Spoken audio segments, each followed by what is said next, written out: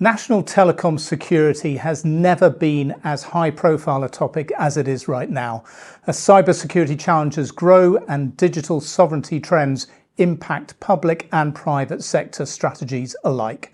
So I'm talking today with Joanna Cavan, who is Managing Director of the UK Telecoms Lab, or UKTL, to discuss these trends. Jo, great to see you. Thanks very much for joining us today.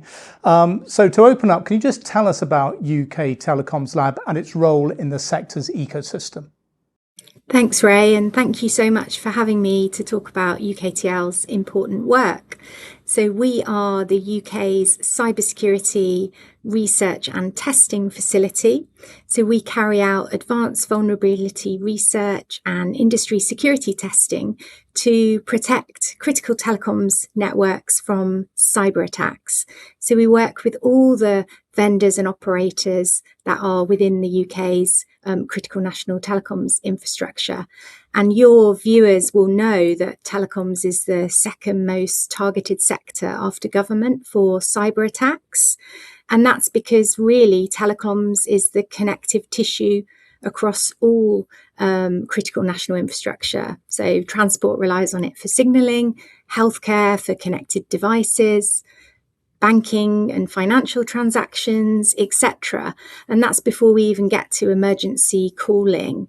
And that's why telecoms is so important, to make sure that we are protecting networks from cyber attacks. So we work with operators and vendors to disclose the vulnerabilities that we find so they can be patched before they're exploited by, for example, a hostile nation or cyber criminals.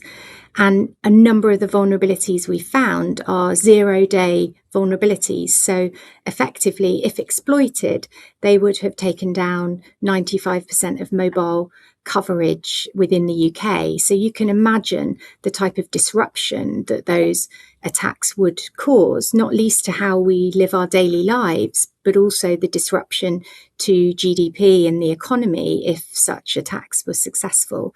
And that really emphasises the importance of our security and resilience work. Okay, thanks, Jo. So you mentioned there the interaction with the various parties in the sector. How exactly does UKTL interact with network operators, technology developers, and the UK government bodies?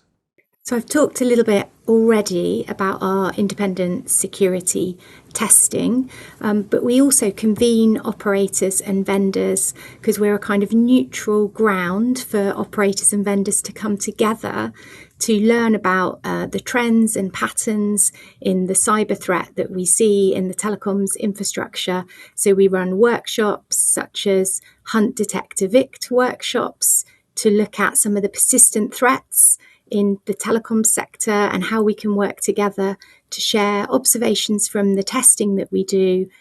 So we're not just fixing kind of individual vulnerabilities, we're looking at the patterns and trends in our testing work so that we can fix the root causes and put systemic fixes in place. So that's one of the other ways we work with the ecosystem. We're also really active in international standards fora to make sure that we can put security by design and default into the technologies of the future. Because if we do that, then we'll all be safer and more resilient. So we are working with in forums such as 3GPP to try and put security at the forefront of future technologies such as 6G standards.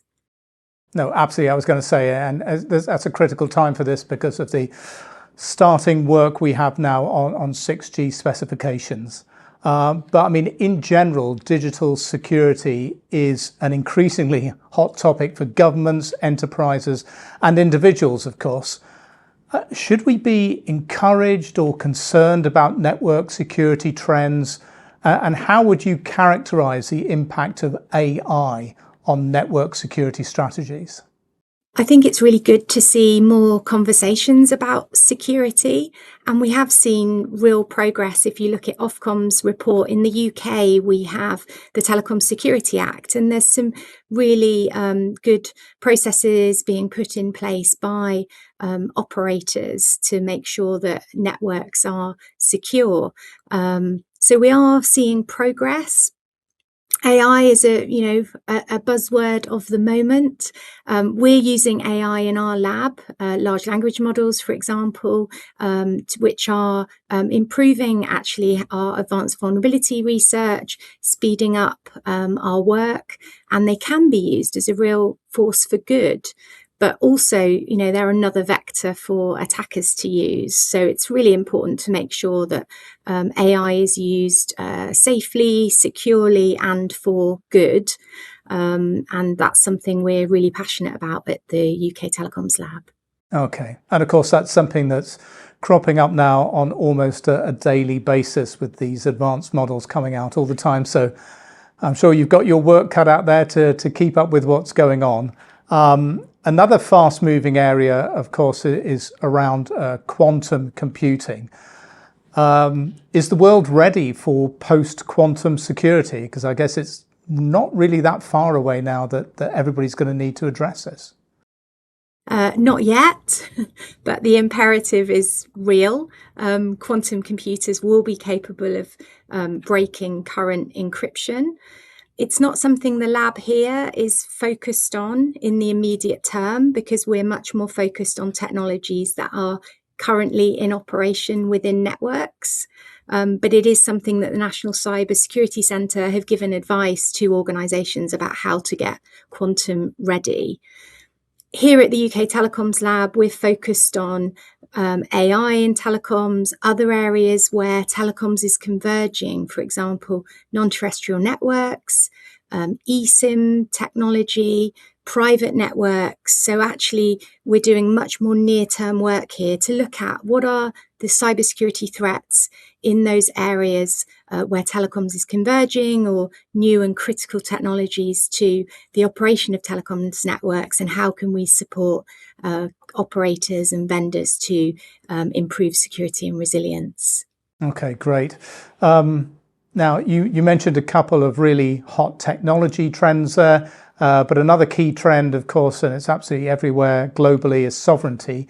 How is the increasing focus on digital sovereignty impacting UKTL? Well, sovereignty is an interesting topic, and it's kind of the latest buzzword. On one hand, it's nice to have something other than AI to talk about. But joking aside, digital sovereignty is interesting because there's no single interpretation of what we mean when we talk about digital sovereignty. And, the whole point of telecoms is that it is enabling connectivity. So the opportunity for telecoms networks to be kind of digital islands, if you like, isn't that feasible when we need that global connectivity. So I think what's really important with digital sovereignty is to understand what you mean when you're talking about digital sovereignty. Is it about territorial control of where your data is stored?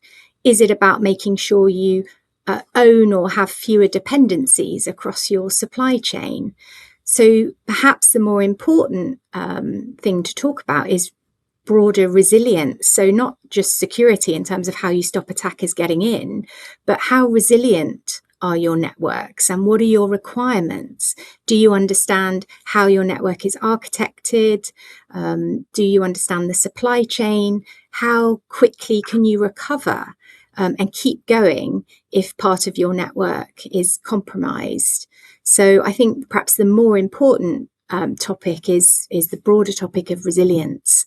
But for digital sovereignty, I'd love to see a clearer definition and understanding about what we mean when we talk about digital sovereignty, rather than it just being used as the latest buzzword.